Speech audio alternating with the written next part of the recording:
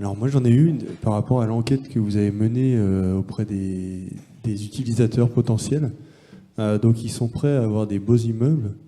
Est-ce qu'ils sont prêts à les payer plus cher, les appartements? Ou à les louer plus cher? Parce qu'en termes d'architecture, si on laisse cours à la possibilité qu'offre le bois par rapport au béton, on sait que ça potentiellement engendrer un surcoût.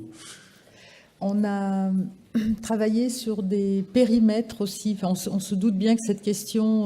aujourd'hui, il y a forcément un gap parce que on a moins d'expérience que les immeubles de béton qui ont commencé leur rentabilité il y a 50 ans.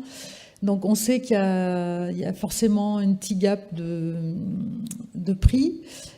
Et on essaye de voir à coût constant, enfin à périmètre égal, c'est-à-dire si on prend en compte les charges de chauffage, si on prend en compte la façon dont on pourrait rénover aussi des enveloppes à 30 ou 40 ans derrière. Enfin, on a essayé de faire des périmètres. Bien sûr que le coût d'investissement, si c'est le coût d'aujourd'hui à l'instant T, il n'est pas aujourd'hui égal.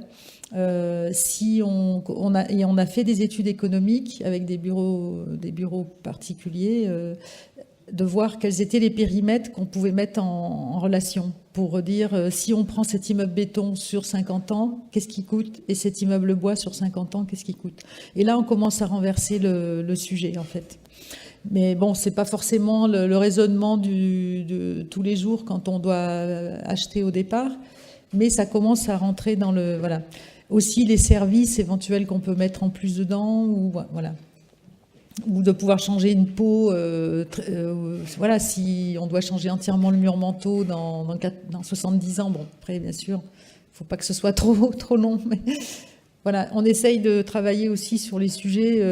C'est pas l'instant T, mais il y a d'autres paramètres, quoi. Et puis la transformabilité, l'investisseur, c'est pas forcément que la famille aussi, ça peut être un investisseur plus gros. Et lui, il va regarder la modularité, la façon dont on va changer les éléments. Voilà. Donc ça commence à revenir en faveur après du bois. Si je peux apporter un élément de réponse par rapport au projet pop-up et à la réflexion un peu plus générale qu'on a sur cette question-là. Alors sur pop-up, d'abord il y a un vrai gros travail sur un modèle économique, un coût de construction qui ne soit pas complètement déconnant. Il est néanmoins, malgré toutes les recherches d'économie, y compris avec les 3 niveaux de béton, on ne va pas se mentir, ça rentrait aussi dans l'équation. On est quand même un peu au-dessus du marché. C'est aussi pour ça qu'on imagine de changer un peu le paradigme sur les modèles économiques et qu'on n'est pas dans une programmation classique. C'est-à-dire qu'on s'adresse à des investisseurs qui ont cette vision de coût global qui est plus facilement entendable, et on n'est pas sur du locatif classique ou sur du loyer de bureau classique, ce qui fait que le coût pour l'utilisateur final à la fin, il est acceptable, et la rentabilité pour l'investisseur sur un temps d'honnêteté, elle est acceptable aussi. À un chouï près, j'ai envie de dire, et on espère grandement aussi pouvoir quand même, un chouï près dans le modèle économique stéphanois, je précise, qui est quand même un peu compliqué. On espère aussi pouvoir avoir des petits coups de pouce financiers sur ce projet-là qui nous aiderait bien à assurer sa sortie sans le dégrader, encore une fois.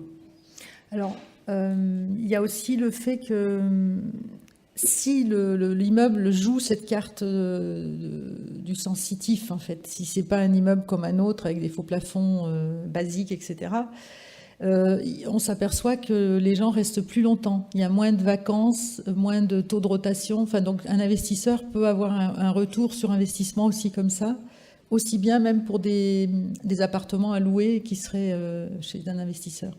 Parce que si l'immeuble est bien pensé différemment, très agréable, il va y avoir un autre rapport.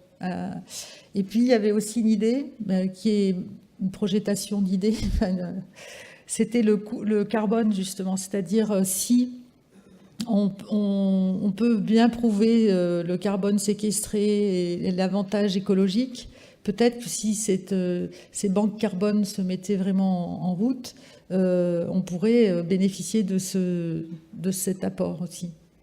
Voilà.